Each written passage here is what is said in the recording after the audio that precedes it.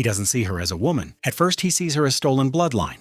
From a psychological standpoint, this is where the terror begins. Gabriel Rossi is not reacting like a father. He's reacting like a territorial apex predator whose legacy has been breached. His obsession with control, lineage, and possession reveals textbook grandiose narcissism shaped by violence and dynasty. Meanwhile, she is trapped in the most disturbing emotional paradox imaginable. The only man capable of protecting her unborn child is also the man who abducts her. What follows is not simple captivity, and it's trauma, dependency, and survival fused into one deeply toxic bond. The story begins with the most elemental human impulse: the wish for a child, and the desire for an ordinary life. In a pristine clinic, a future was chosen from a screen, a sterile purchase designed for safety and discretion. Yet the life she bought was not from an anonymous donor. It was the seed of the East Coast's most feared man, a dealer in death. The moment the Underworld learned she was carrying the heir to his violent empire, the peaceful blueprint of her existence was marked for ruin. She thought she had acquired a dream, but had instead launched a war, with ground zero at the Lane Institute of Family Planning in a gleaming Boston tower. The clinic was so discreet it never advertised. Access was granted only by referral. For Scarlett Hayes, an architectural conservator of 32, it took 6 months and a vast sum of her life savings to get an appointment. She now sat in the waiting room, twisting a silver ring, her unease a palpable thing. The room smelled of a strange marriage between costly floral arrangements and antiseptic, an aroma engineered to soothe the ultra-wealthy. Scarlett was not one of them. She was simply a woman whose biological clock was screaming its final alarm. After 2 broken engagements and a devastating diagnosis, she was here to claim her life. She had decided to have a child, entirely by her own will. A nurse in crisp white led her to Dr. Alistair Lane's opulent office. He was a man with silvered hair, the easy confidence of a politician, and the cold eyes of a hunter. He gestured to a seat before his monolithic desk. "Scarlett, wonderful! We're ready to proceed," Dr. Lane said, his finger gliding across a tablet. "Your blood panels are perfect. Hormone levels are ideal. We just have to finalize your choice." He handed her the device. Displayed on the screen was a numbered file, profile 409, Italian-American, 6 feet 3 inches, profession listed as private equity. His health was perfect, with no genetic flags and a superior intellect. But crucially, there were no photos, a rule the Institute enforced to protect its high-profile clientele. Instead of a face, there was a short audio clip of a low, resonant voice reciting a meaningless poem, and then a list of attributes: dark hair, startlingly pale blue eyes, a powerful physique. "He's perfect," Scarlett breathed, her voice hushed. The profile seemed almost too good to be true. She asked for confirmation that he had surrendered all paternal rights, seeking absolute certainty that her child's world would be hers alone. Dr. Lane produced a practiced, reassuring smile. "Profile 409 is among our most private assets. The donor made this deposit years ago prior to a high-risk surgery. He has no interest in fatherhood. A formidable non-disclosure agreement binds him. He's a memory, Scarlett. Just the genetic material for the life you want to build," the doctor concluded. She released a breath she hadn't realized she was holding. "Okay, let's do it. Let's have our baby." The procedure was done 2 weeks later. 4 weeks after that, Scarlett perched on the side of her tub, staring at a small plastic stick. 2 stark pink lines glared back at her. Her hand flew to her mouth as tears of pure, unadulterated joy streamed down her face. She was pregnant.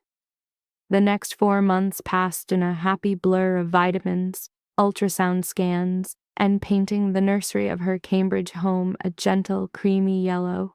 At 18 weeks, she felt the first delicate flutters. A boy, it would be a son. She had never known a happiness so complete. She lived inside a flawless, peaceful bubble. She did not know, of course, that a bullet was about to burst it. You see, Gabriel Rossi did not deal in memories. He made ghosts.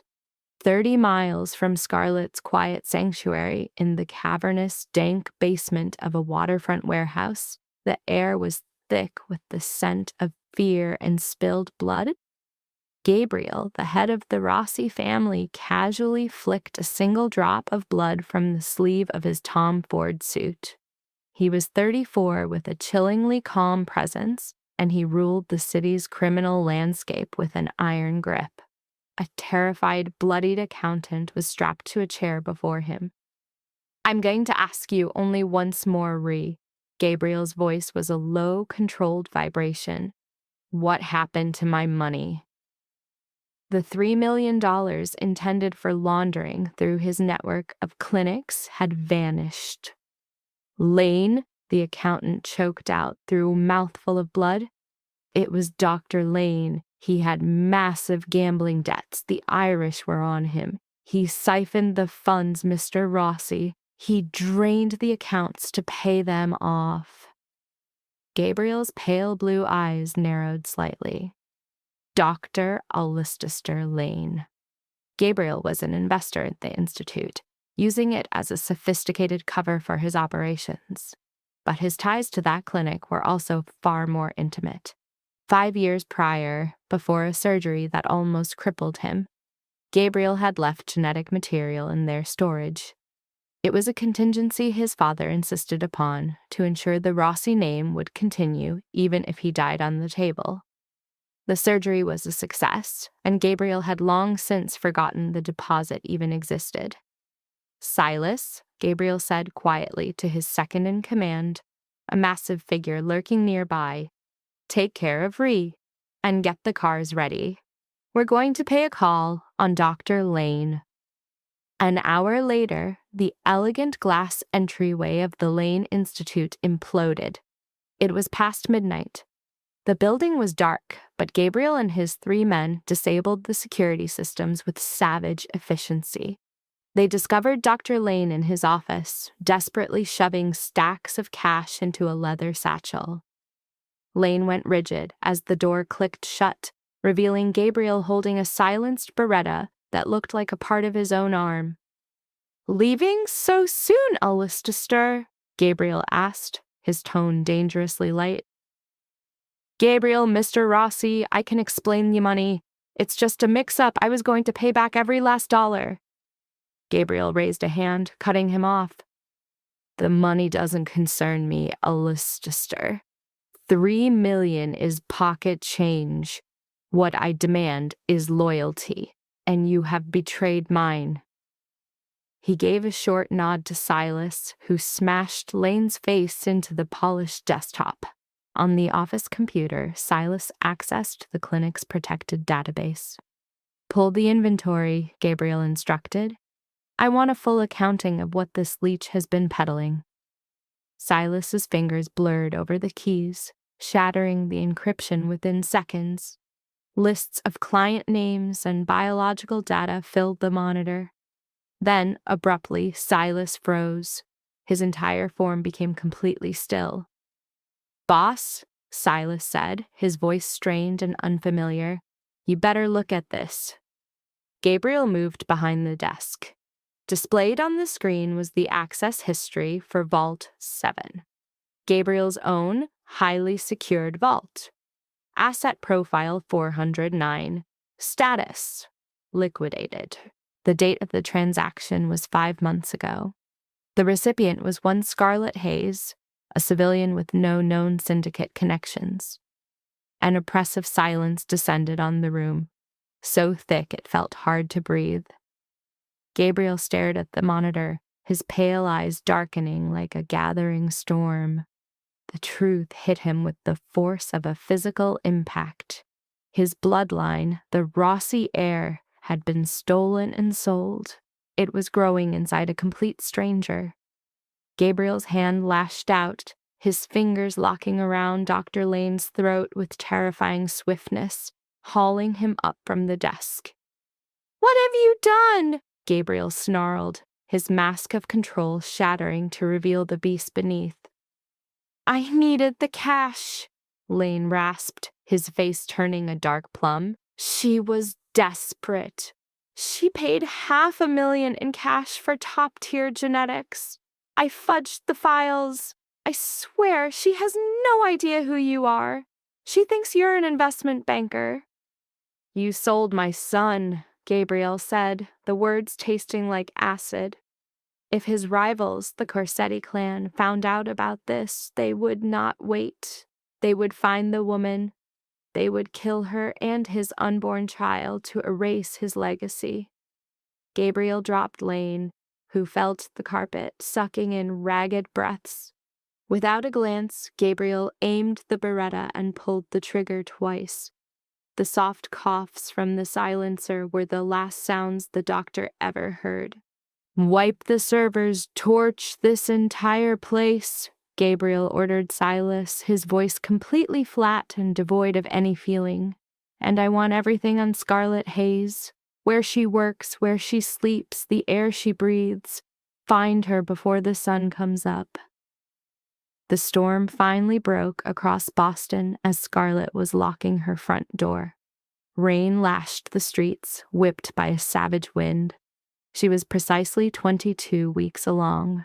She rested a hand on the gentle swell of her belly, feeling a faint, reassuring flutter. "I know, my little one," she murmured with a smile. "Mommy is on her way to get the ice cream right now. It's a promise." Scarlet opened her umbrella and ventured out for a quick walk to a neighborhood shop. But the streetlights were flickering, bathing the block in a strange, theatrical glow. Her street, typically bustling with late-night academics, was unnervingly silent. As she rounded the corner to Elm Street, a blacked-out SUV sat idling, its engine a deep rumble beneath the storm. A sudden, primal fear shot through Scarlet, a coldness that had nothing to do with the rain. Her long-dormant survival instinct, unneeded in her safe world, screamed to life. She began to walk faster. It was the wrong choice. The SUV's doors swung open as one. 3 suited men emerged into the downpour, forming a wall that blocked her way. Scarlet stopped dead, her pulse hammering against her ribs. Her grip tightened on the umbrella as she recoiled a single step. "Pardon me," she managed, her voice a tremor she couldn't suppress. "You're in my way." The figures were stone. Then the car's back door unlatched, revealing the scene's master. The storm itself seemed to bend around him. He was a silhouette of power, his wide frame draped in a dark coat over expensive tailoring. As he passed under a faltering street lamp, his features were cast in light. A chiseled jaw, rain-slicked hair, and eyes of an impossible, piercing azure. The clinic's recording exploded in her mind, a fact that could not exist. The donor was meant to be an echo. He was supposed to be an abstraction, a specter haunting the careful architecture of her future. Scarlet Hayes. The sound was a low rumble, like stones shifting deep underground. It was the voice from the recording, the one that had once spun poems of the sea inside her thoughts. Now all its heat was gone, replaced by a cold, absolute command. "Who are you?" she challenged, her hands flying to shield her belly as she looked away. "How do you know who I am?" Gabriel strode closer. A predator's gaze swept over her, the drenched coat, the naked fear in her eyes, and then locked onto the curve of her abdomen. His. A fierce, possessive instinct roared to life within him. "I am Gabriel Rossi," he stated, stopping exactly 2 feet away. Even the downpour appeared to shy away from him. "And you," he went on, are carrying what is mine. Breath caught in Scarlett's lungs. Rossi, the name struck her like a physical blow. In this city, Rossi was synonymous with control. Over the waterfront, the labor guilds, the very pulse of politics, they were the mafia, pure and simple. No, she breathed, a denial whispered on instinct as she backed away. The umbrella fell from her fingers, its clatter loud on the wet ground. No, it's a mistake. I went to a clinic. An anonymous donor was compensated. The file said. The file was a lie, Gabriel cut in, his voice a blade of silk. Dr. Lane cleared his debts with what wasn't his to sell. He sold you my bloodline. Your perfect dream was built by a petty criminal. And this evening, he paid for it with his life. His meaning slammed into her, brutal as a fist, paid with his life. Primal fear swallowed every rational thought. Scarlett turned and fled, a desperate sprint into the heart of the storm. The slick pavement meant nothing. Only escape mattered. She didn't make it 15 feet. A blur of motion and strong arms wrapped around her middle, carefully avoiding the swell of her stomach, hoisting her off the ground like a doll. A raw scream ripped from her throat as she thrashed, a wild thing caught in a trap, her fists beating against solid muscle. "Let me go! Somebody help!" she shrieked, kicking uselessly. Gabriel pinned her arms with a grip of iron, yet his hold was meticulously gentle around their child.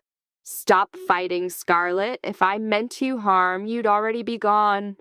He carried her to the vehicle and placed her inside the plush leather interior. He slid in after her. The heavy door's closure was a final, sound-dampening thud that cut off the storm and her screams. Up front, a man named Silas locked the doors and the SUV surged from the curb with cold precision. Scarlett retreated to the far side, her breathing hitched and broken, tears and rain mixing on her cheeks. "What will happen to us?" she wept, her hands protectively wrapped around her belly. "I swear I didn't know. Take the money. I'll vanish. I'll sign anything. Just let me have my child." Gabriel shed his wet coat, his face unreadable as he watched her come apart. A civilian caught in a war she didn't know was being fought. "You don't understand the situation you are now in," Gabriel stated, his calm voice laced with menace. "In my life, blood is wealth, blood is strength, and blood is always a liability. The instant the Corsettis find out a Rossi heir is carried by an unprotected woman, they will send men to carve that baby out of you." A strangled sob broke from Scarlett as she covered her face. It was a waking nightmare, a hell she couldn't escape. "You wanted a donor, Miss Hayes," Gabriel continued, his presence filling the space between them. The scent of rain and costly cologne grew stronger. "You chose a monarch instead, and my heirs are not brought up in unsecured walk-up flats." "Then what's your game?" she shot back, terror and rebellion warring in her eyes. "Lock me up and take my baby when it's born." "My game," Gabriel amended, "is keeping you alive. From right now you don't exist. Your home will be emptied. Your job will get a notice of your immediate transfer overseas. You are now the property of the Rossi family." "You can't do this. It's abduction." "It's protection," Gabriel countered, his tone glacial as he watched the blurred city lights pass by the dark glass. "Welcome to the family, Scarlett." The vehicle cut through the darkness, aimed for the reinforced gates of the Rossi estate. A shiver racked Scarlett's body, her hand shielding her stomach in the car's heated cabin. She'd spent everything she had to build a quiet, ordered life. Instead, she'd bought herself a beautiful prison, locked by the monster who was her child's father. She woke to the smell of coffee and a deep, unnerving quiet in a room far too large. Morning sun poured through massive panes of glass, forcing her to squint. For a single blessed moment, her memory was blank. Then the full horror of last night came crashing down. This wasn't her apartment. It was a cavernous suite, something from a feature on contemporary fortresses. The room was walled in rich, somber walnut. The sheets felt impossibly fine, and the door was locked from the outside. Scarlett sat up, her hand instinctively going to her belly. "We're okay," she murmured to her baby, a slight tremor in her tone. "We're still safe." On the beside table sat a silver tray with hot decaf, a dish of sliced fruit, and, with unnerving familiarity, the exact prenatal vitamins she used. Next to them was the lotion from her vanity. Her sanctuary had been completely invaded. They had boxed up her life while she was unconscious. A soft click announced the heavy door swinging open, revealing Gabriel Rossi in an impeccable charcoal three-piece suit, sans tie. He looked less like a thug and more like a ruthless corporate raider, which he was in his own way. "Morning," Gabriel's baritone filled the vast space. He didn't ask how she slept. He just walked to the window, took a seat in a leather chair, and watched her with those cold, azure eyes. "You can't keep me," Scarlett stated, pulling the sheet up to her neck, faking a courage she did not possess. "I have a job, a life, doctor's visits, people will notice I'm gone."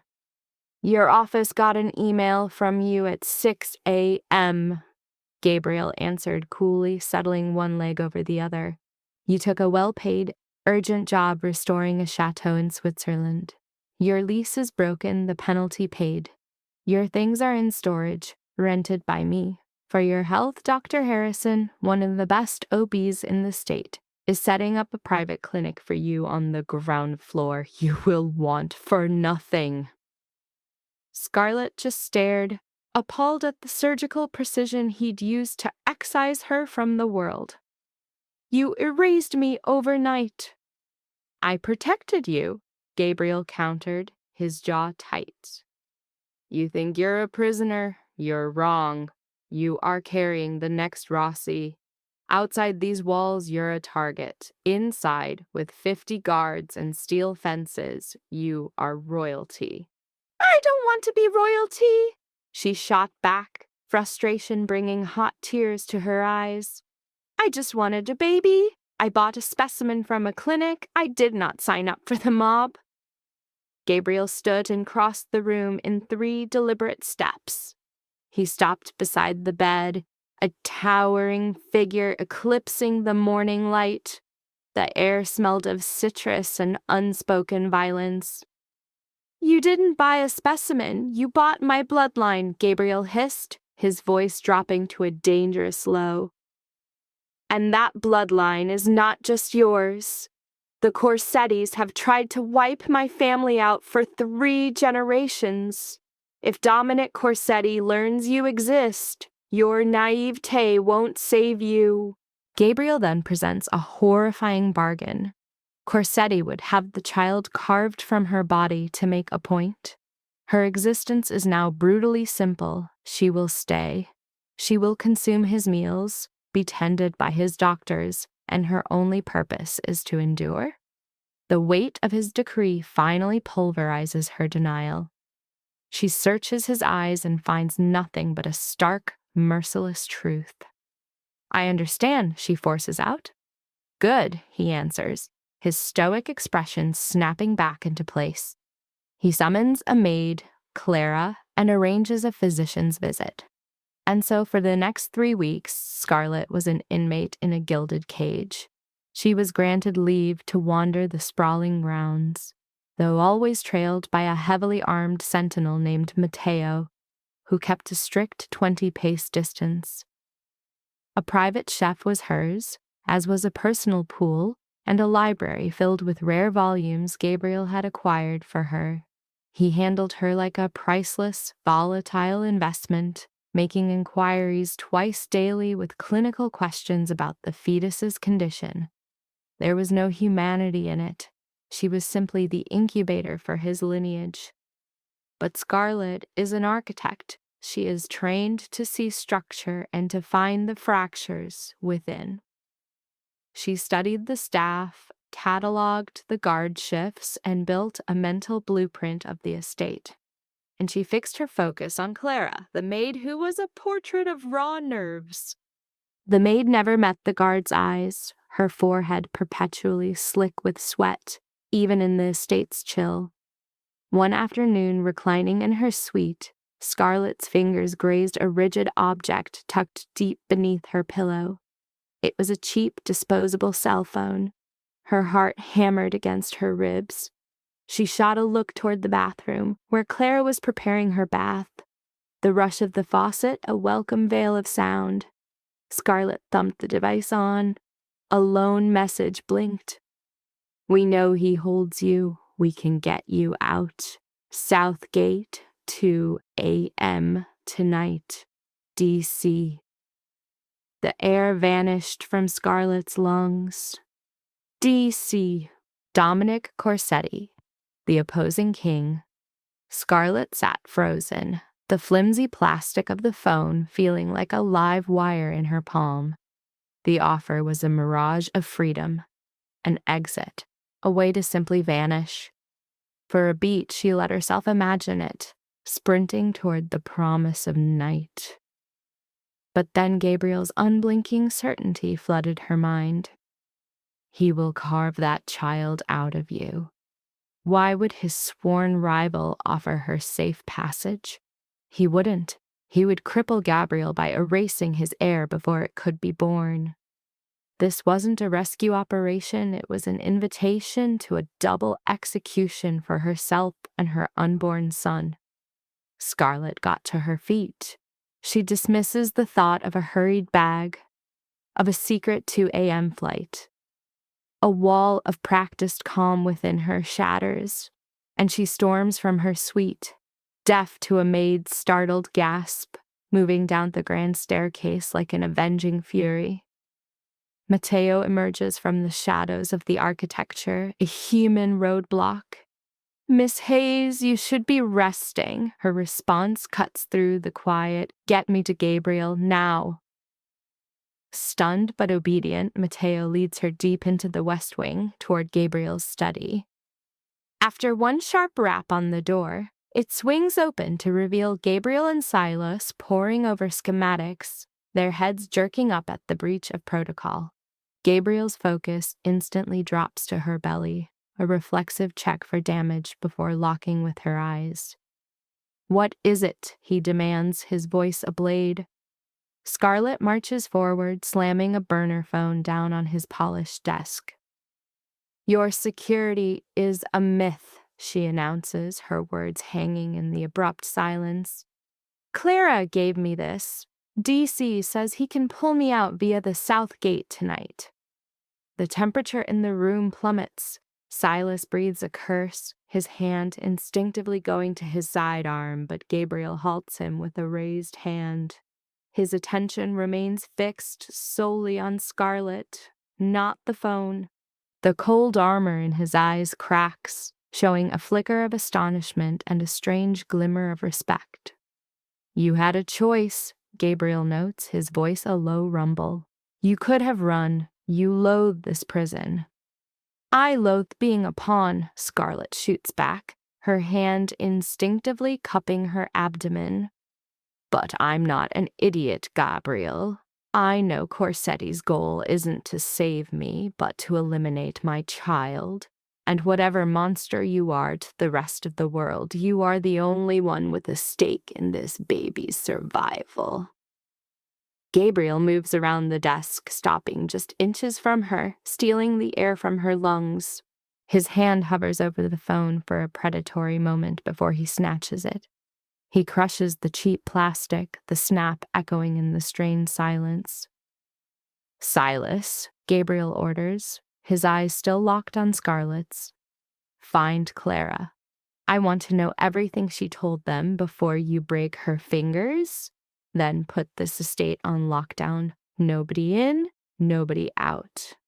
On it, boss, Silas replies, leaving with grim efficiency. Gabriel turns back to Scarlet, who is now shaking as the adrenaline ebbs. Without a word, a hand on the small of her back, a touch of disarming gentleness steers her to a sofa. Sit, he commands softly. You're shaking. Is it time? She asks, sinking into the cushions. Corsetti is a man without patience, Gabriel states, retrieving a heavy black Sig Sauer from a hidden panel, cycling the action with practiced ease. If he planned for 2 a.m., his team is already in position. Your failure to appear will be their signal to attack. As if his words were a summons, a deep, muffled boom rattles the bulletproof windows. The overhead chandelier sways violently. A piercing alarm begins to shriek, flooding the compound with its urgent cry. The lights cut out, replaced in a heartbeat by an eerie crimson emergency glow. The south gate, Gabriel growls. What follows is the sound of total bedlam, the brutal staccato rhythm of automatic gunfire erupting from the grounds.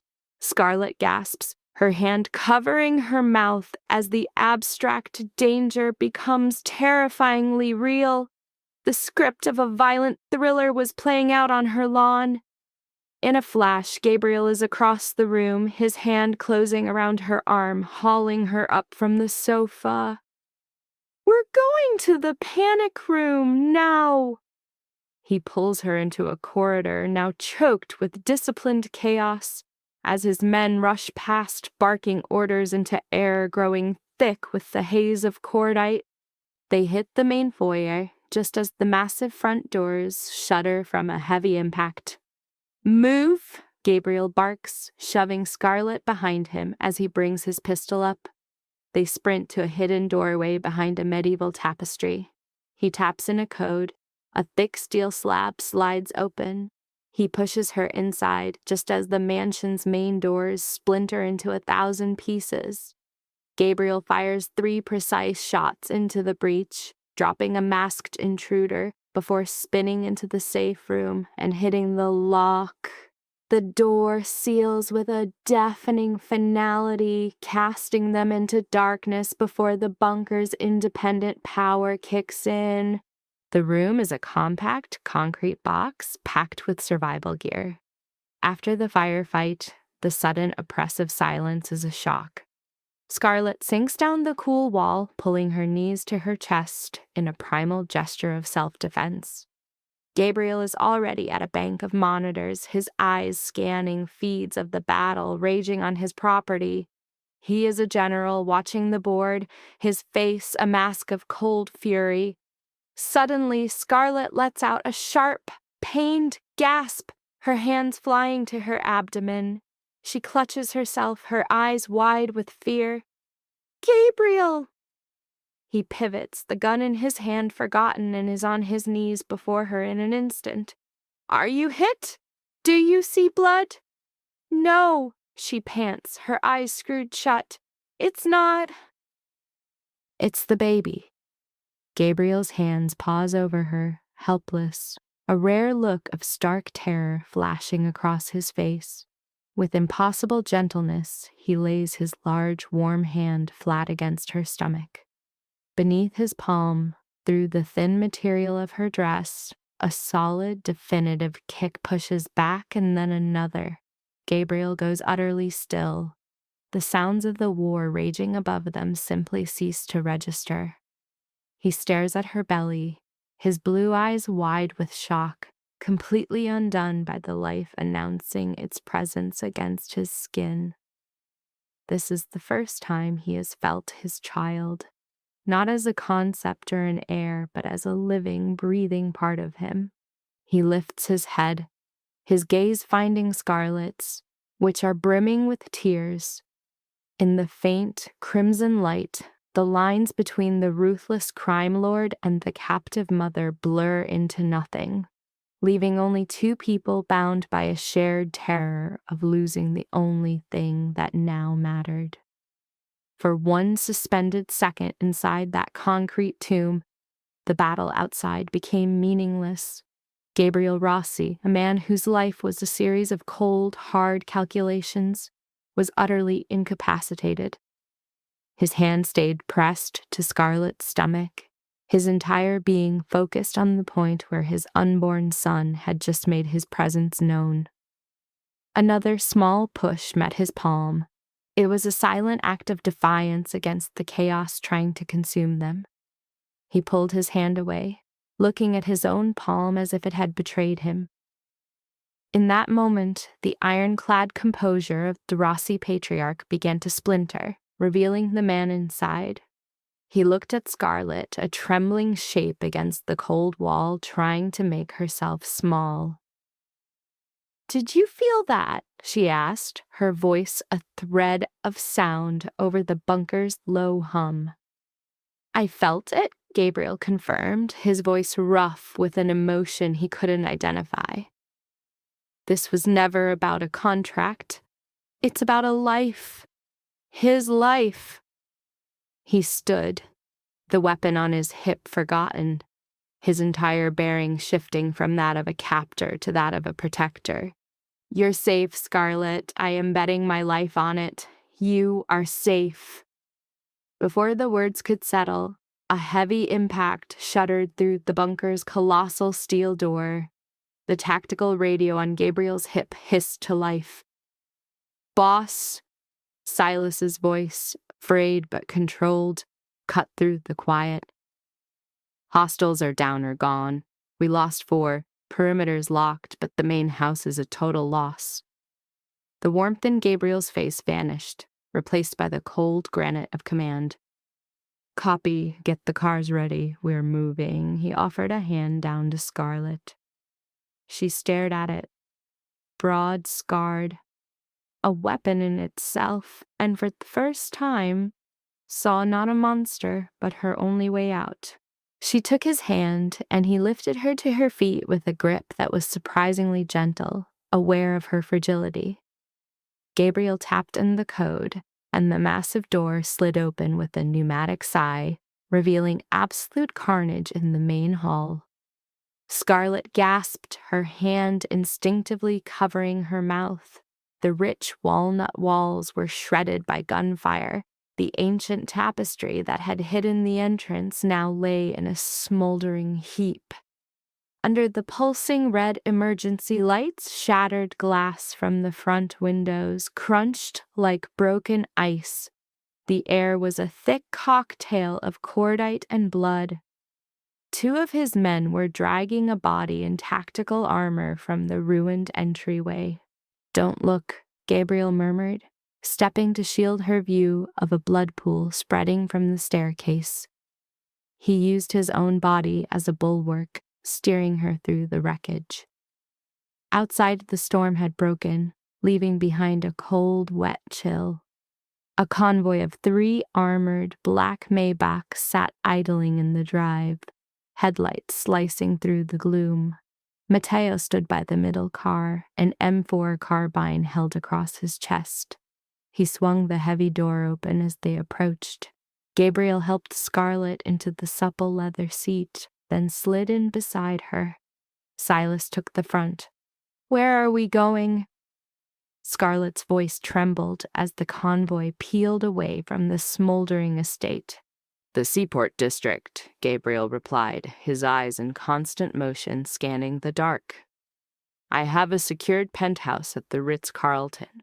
It's a ghost property, buried under 3 layers of trusts. The security is military grade. Its private elevator is sealed without my direct command." "And Clara?" Scarlett asked, her mind flashing to the terrified maid who had set the night in motion. Silas twisted the passenger seat. "She's gone, Miss Hayes. She panicked at the first shots and made a run for a side exit. Ran straight into Corsetti's breach team." They had sacrificed their own asset without a thought. Nausea twisted in Scarlett's gut. A woman dead. Men dead. All of this, spawned from a procedure in a sterile room. The weight of the violence felt suffocating. Gabriel saw the color drain from her face. He pulled a water bottle from a cooler, uncapped it, and pressed it into her hand. "Drink," he ordered softly. "She was just a maid," Scarlett whispered, a tear breaking free. She was terrified. "She was a risk," Gabriel corrected, though the usual harshness was gone from his voice. He leaned back, rubbing his jaw. "But she was also a sign of a much deeper problem." Corsetti's men had navigated the estate's defenses with surgical accuracy. They knew the patrol routes, the exact layout of his sanctuary. Clara was just a pawn, incapable of possessing that level of intel. "What are you trying to say?" Scarlett's question was a tremor, her hand unsteady as she raised the water. "This betrayal comes from much higher up than a housekeeper," Gabriel said, his gaze sharpening in the SUV's deep shadows. "And someone's been planning this for a very long time. An op this clean requires months of surveillance on my home." A cold dread began to creep into Scarlett's blood as a terrible possibility started to form. She watched his face, lit, and then darkened by the passing Boston skyline. "Gabriel," she started, her voice a thin, fragile sound. "Right before the clinic, a private equity group bought my architecture firm. They moved my office, gave us new security, new phones, new laptops. All of it happened at the exact same time I began my IVF treatments." Gabriel's entire body went rigid. The silence in the armored car became dense and suffocating. From his seat, Silas turned, his face a grim mirror of his boss's dawning horror. "What was the name of the group?" Gabriel's voice was unnervingly quiet, devoid of all emotion. "Apex Holdings," Scarlett answered, the name pounding like a drum in her chest. Gabriel took out a slim, encrypted smartphone. "Silas, I need a deep file on Apex Holdings. Run their board against every Corsetti shell company from the last 5 years." The rest of the drive passed in a strained, unbearable quiet.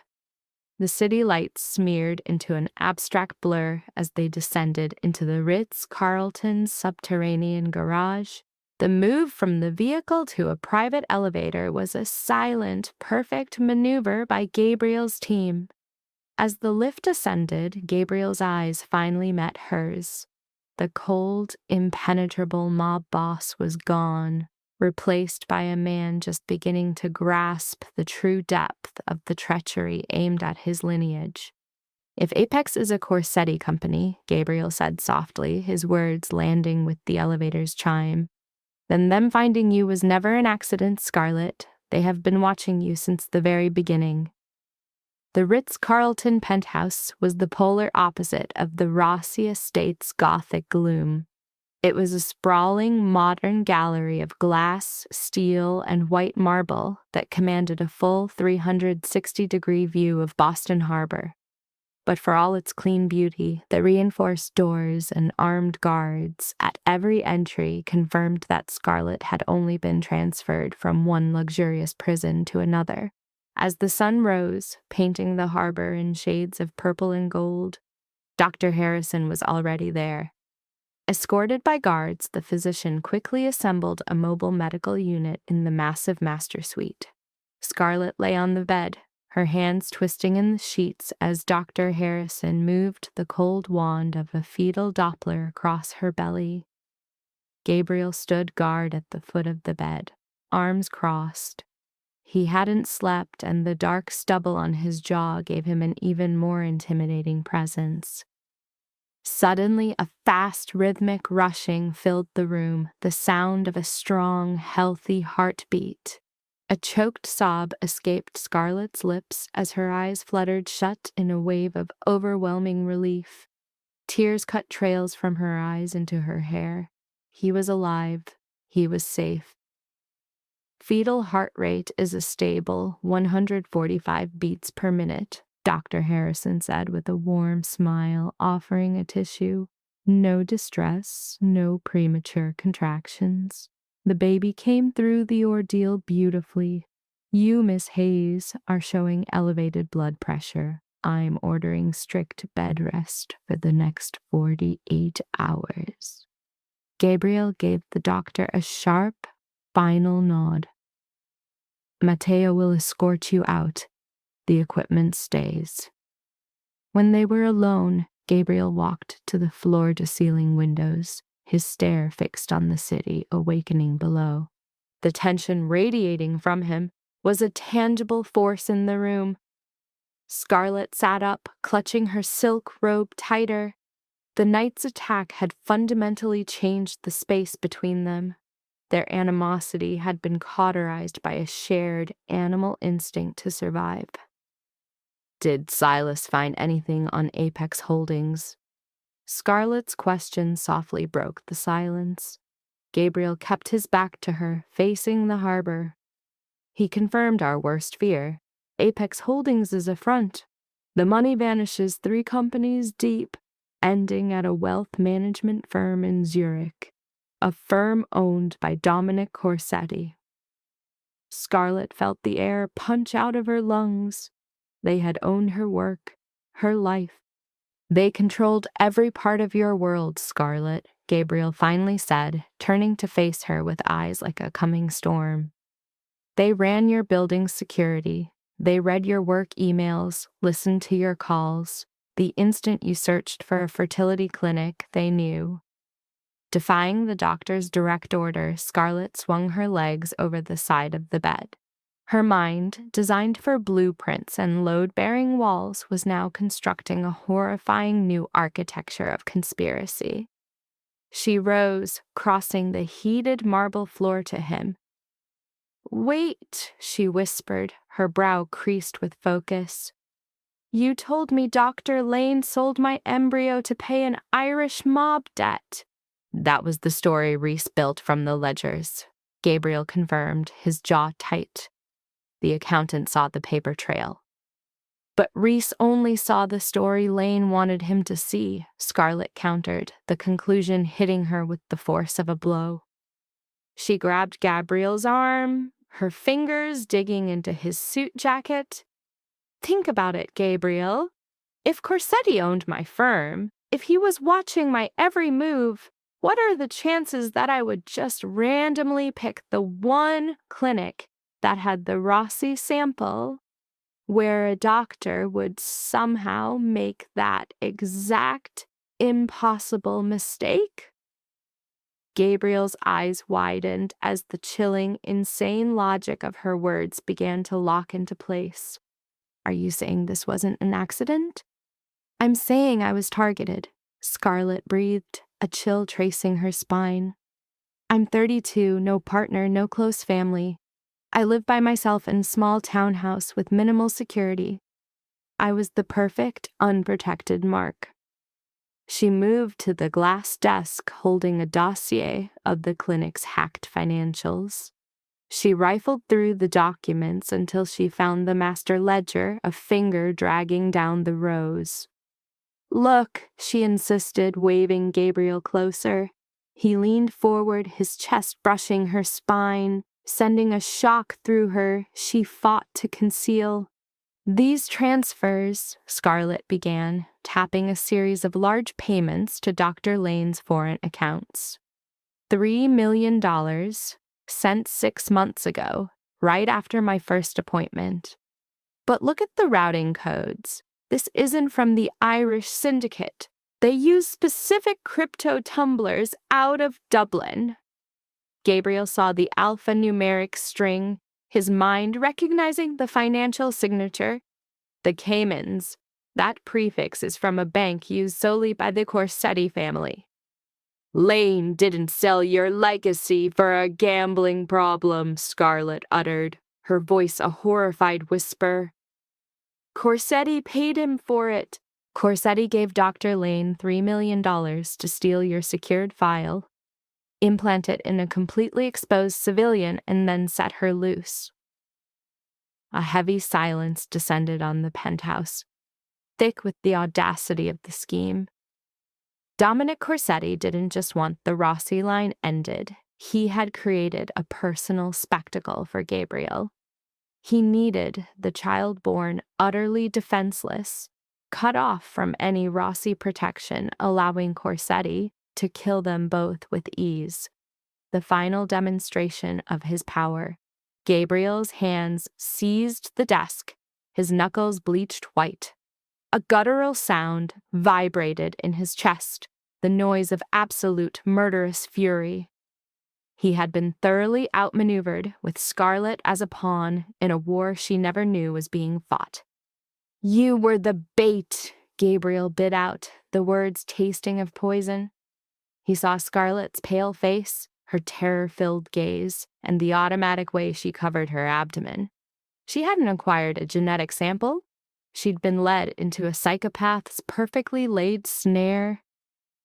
"He used me to carry your son just so he could execute him to ruin you," Scarlet sobbed, her composure finally shattering.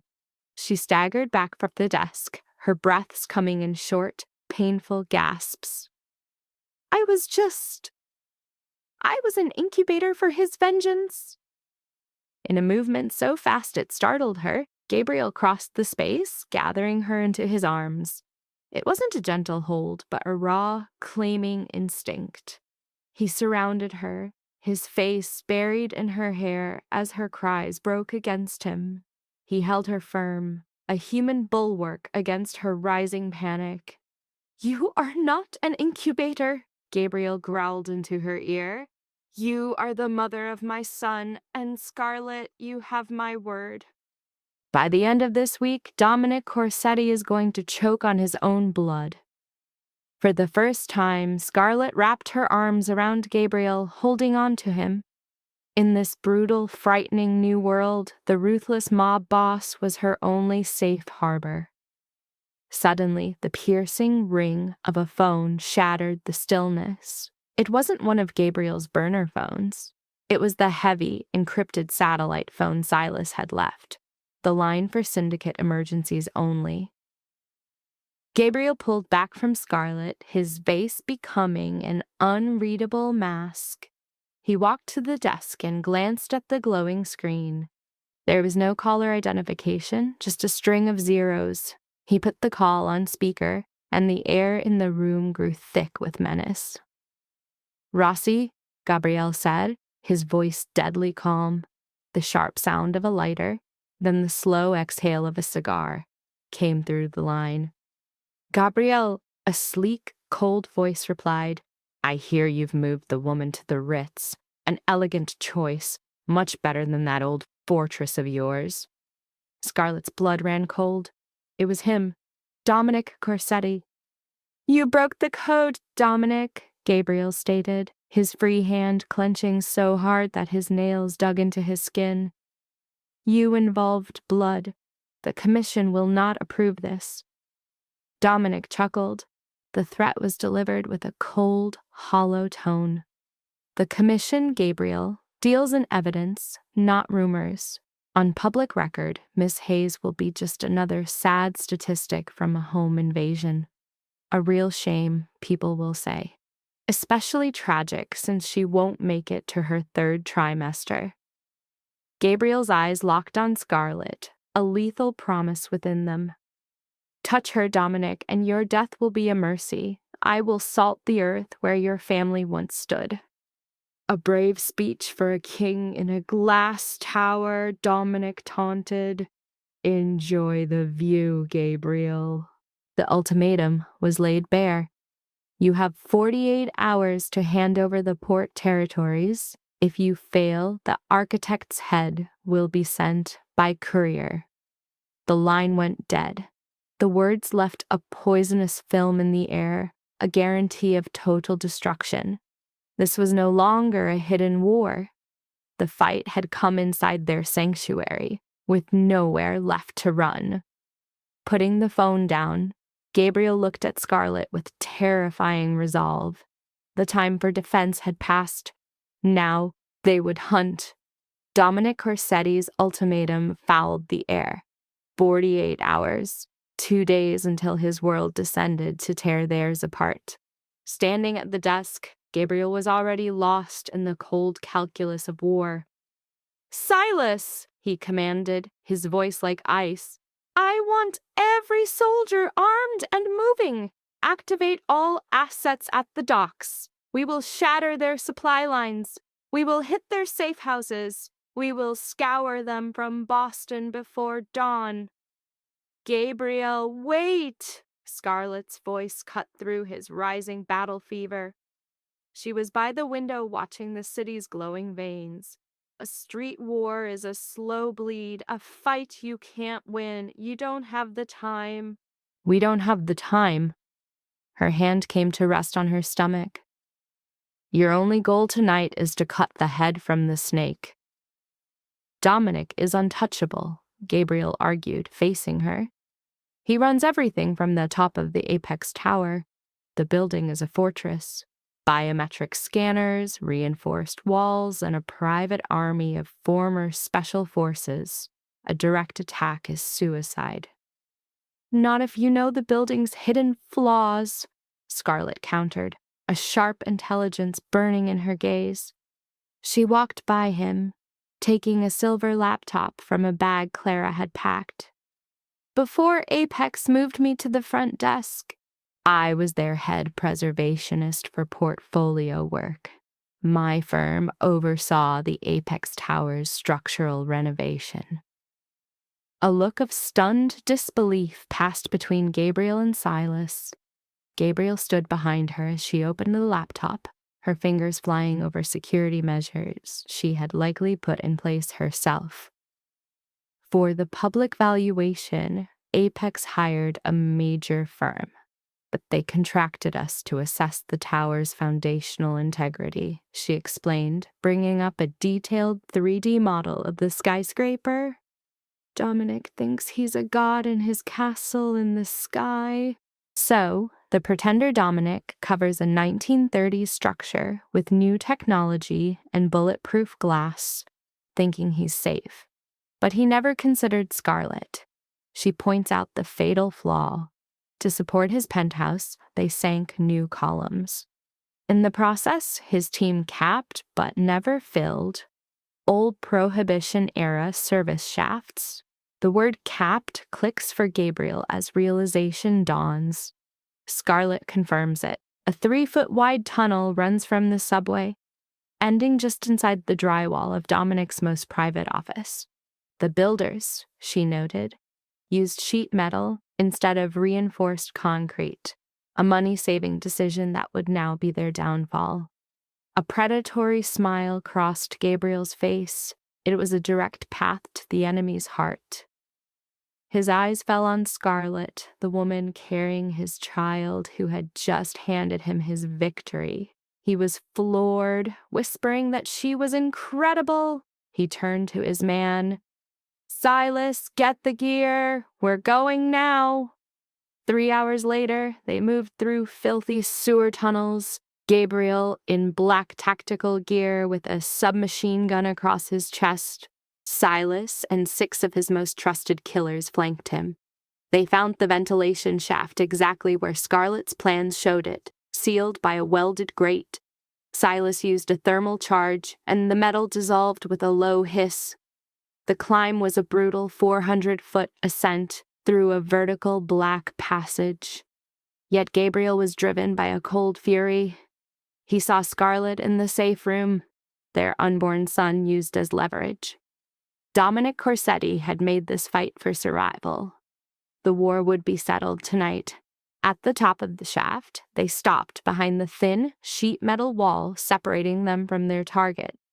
Gabriel could hear voices. He gave a hand signal, and his team moved into position. Silas planted a breaching charge. Gabriel's countdown was silent. 3, 2, 1. The explosion was a contained blast, ripping the metal and a chunk of wall inward in a spray of shrapnel. Gabriel stepped through the smoke, a specter of vengeance. Dominic's security, watching the normal entrances, was completely unprepared for an assault from inside the room. Gabriel's team moved with surgical precision, the whisper of silenced weapons the only sound as men crumpled to the floor. In the aftermath, only Dominic Corsetti remained. Trapped behind his desk, a golden revolver shook in his hand, his gaze fixed on the raw cavity torn in his fortress wall. "How?" he choked out, a guard's blood spattering his tie. "Impossible." Gabriel advanced, weapon down, his stare a promise of the end. "You bought the building, Dominic, but you never learned its secrets." Dominic's pistol wavered. "I'll kill you, Rossi, you, the architect, and the mutt in her belly." Gabriel didn't react. In a blur of motion, he seized Dominic's wrist, and a sharp crack echoed as bone snapped. The gilded gun tumbled onto the rug. A knee to the gut stole Dominic's scream, folding him to the floor as Gabriel loomed over him, his own Sig Sauer now aimed at Dominic's temple. "This was your mistake," he said. His voice was a low, threatening hum. "You thought my bloodline was a weakness? You saw her as nothing but a womb." The click of the hammer was the only answer in the blood-soaked room. "She is the future of my house. Your story is already over." A single shot ended it. Later, as rain wept down the penthouse glass, Scarlett waited. Wrapped in a blanket, sleep was a distant memory. When the door finally opened, her heart seized. He emerged from the dark, stripped of his gear, his shirt a canvas of ash and red. He was a portrait of savage triumph, etched with fatigue. Without a word, he crossed to the bathroom, unleashing the shower at full force. Scarlett dropped the blanket and followed him to the threshold. She watched as he ripped the soiled fabric away, bearing a torso mapped by a violent history. He leaned into the steaming deluge, bracing against the wall as if to scour his enemy's life from his skin. She entered with a fresh towel and stood a silent vigil. When the water stopped, the Don's hardened mask was gone. His eyes met hers, raw with an exhaustion that went to the bone. "It's over," Gabriel breathed. "Corsetti is gone. His men are surrendering the docks to Silas. The danger has passed, Scarlett. You're safe. The child is safe." A choked sob broke from her. She draped the towel over his shoulders, her arms locking around him. Burying her face in his chest, she inhaled the scent of the man who had burned down a rival for her. His arms became an anchor, his lips finding her hair. "I thought you weren't coming back," she whispered against his skin. "I will always come back to you," Gabriel vowed, tilting her face toward his. "You're my family now, Scarlett. You and our child. No one gets near you again." 4 months later, the maternity wing was a fortress. Guards in sharp suits stood watch, their presence an unspoken warning. But inside the sunlit delivery room, that violent world felt like a distant myth. Scarlett, spent but luminous, smiled from her bed. Gabriel kept his vigil in a chair pulled close beside her. The feared leader, the Rossi Syndicate, a man forged in violence, was crying openly. In his arms, he cradled a tiny blanketed bundle, a son with a tuft of black hair, and Gabriel knew his own pale blue eyes. "He's perfect," he managed, his voice thick with awe as he gently stroked the infant's cheek. "Absolutely perfect." "He has your skull," Scarlett teased, her hand covering his. Gabriel looked at her. In the last 4 months, the cage was gone, replaced by a throne they shared. He'd been there for every doctor's visit, read every book, and let her breach his defenses one by one. She was no longer his captive, but his queen. "What's his name?" he murmured, kissing her forehead. Scarlet looked at the man who had bought her, battled for her, and somehow earned her loyalty. "Leo," she answered softly. "Leo Rossi. It means lion." A true, unguarded smile transformed Gabriel's face. "Leo, the heir." He spoke to his son. "One day, you'll own this world, little lion. But for now, sleep." Scarlet relaxed as Gabriel placed their son in her arms. 9 months before, she had walked into a clinic wanting a quiet life and a child. She had acquired a crime lord, an empire, and a legacy of blood. But as Gabriel's arms created a fortress around them, a shield from the world, she knew she wouldn't trade this dangerous, broken family for anything. Scarlet Hayes had tried to purchase a baby at the Lane Institute. With a checkbook and a hope, she had instead bought an entire criminal dynasty and ignited a war. From a storm of betrayal and violence, an improbable alliance was born. Gabriel Rossi, a creature of pure brutality, was captivated by the very woman sent to engineer his destruction, a perfect paradox. Their bond was never romance. It was a pact signed the blood of mutual survival. The gilded prison that once held Scarlet was shattered and rebuilt as a bastion of savage loyalty.